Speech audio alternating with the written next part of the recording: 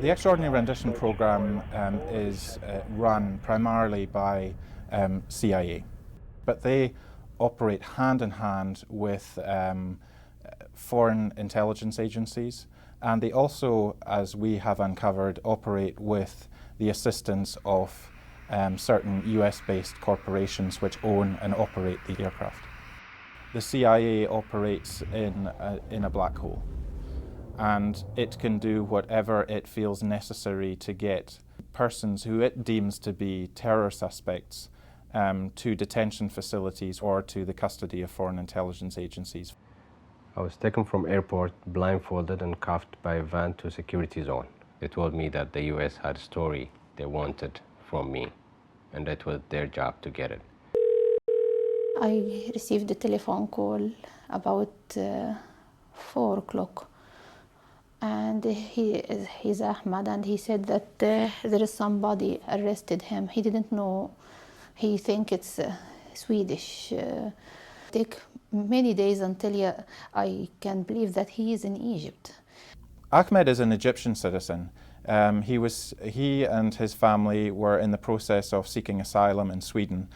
One day in December 2001, Ahmed was walking down the streets of his hometown. He was picked up off the street by Swedish security police, and 24 hours later he was handed over to the custody of agents of the Central Intelligence Agency.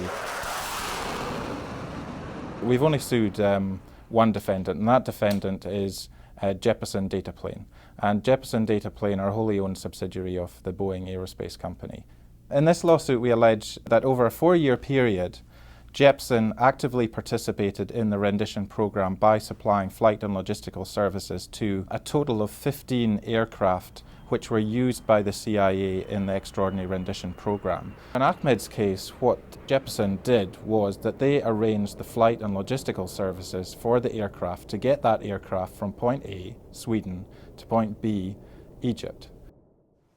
He's tortured, physical torture, very badly. And he's affected from this torture. He's tortured by electricity, then pour cold water in him.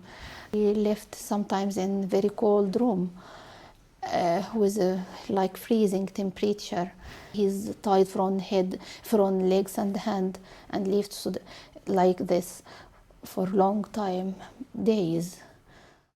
Binyam Mohamed is an Ethiopian citizen who has legal residence in the United Kingdom. He was rendered on 2 occasions, and on those 2 occasions, the CIA rendered him using the services of Jeppesen Dataplan. So Jeppesen Dataplan, what they did was arrange flight and logistical services to pick Mohamed up in Pakistan and then fly him to a detention facility in Morocco. Here I have a diary of Binyam, and I'm gonna read from his diary for you. They cut off my clothes with some kind of doctor's scalpel. I was totally naked. They took the scalpel to my right chest. It was only a small cut, maybe an inch. At first, I just screamed. They beat them up. They strip them of their clothes. They humiliate them. They take photographs of them. They then sedate them and then chain them into the seat of an aircraft and fly them to their end destination point. And that destination point could be a US-run secret black site facility, or it could be to the custody of foreign intelligence agencies in countries such as Syria, Egypt, or Jordan, where the whole world knows torture is routine. It was an agony, crying, trying desperately to suppress my feelings, but I was screaming. There was blood all over. If I told you I was going to teach you,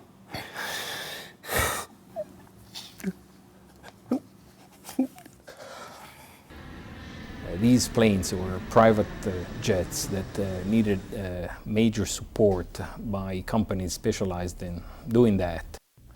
Claudio Gatti is an Italian investigative journalist, and he's based here in the United States. To the untrained eye, these flight records are complete gobbledygook. What Claudio did was he broke the Jeppesen code.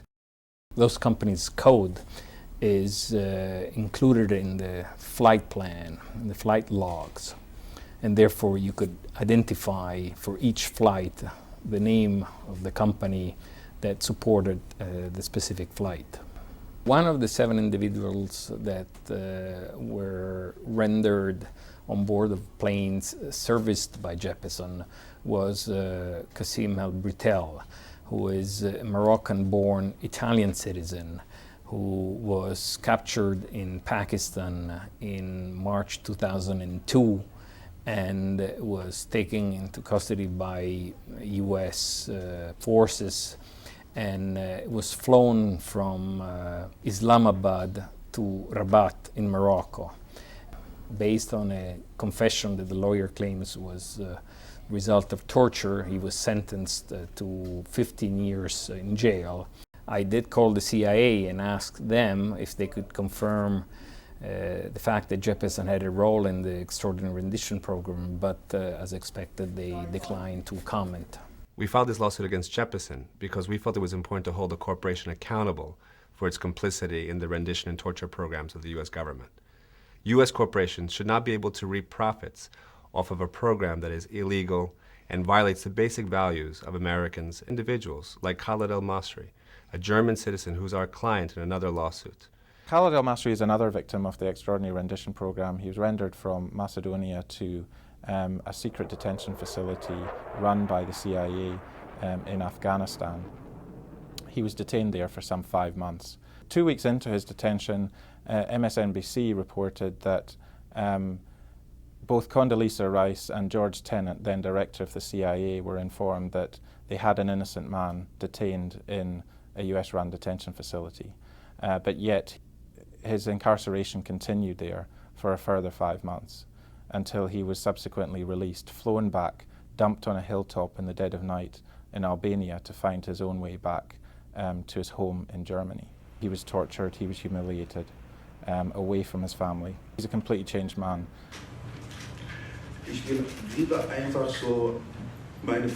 I simply want to have my old way of living back, and I want to feel secure again.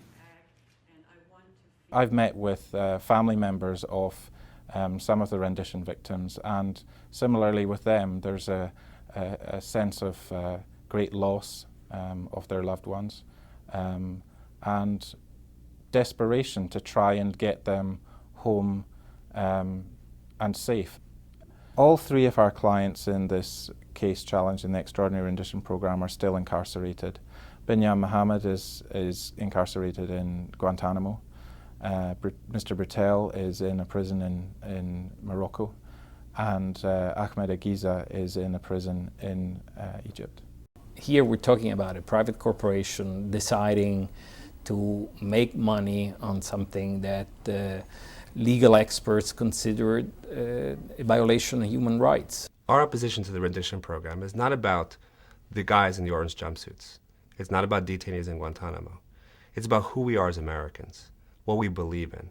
When we look in the mirror and we think about what makes us proud as Americans, we think about the core values that define us as a great nation. The rendition program runs to the heart of what our democracy should not be about. America is much greater than that. I've met with a number of the victims of the extraordinary rendition program, both the family members and the victims themselves. They're changed people. They'll never be the same again. I don't have anything against American people. I think there is a lot of honest people there, but I can say that the same thing about government. I think they treating us very unhumanly. This situation is like destroying me. I feel that I'm losing myself. So I hope it will be something coming soon.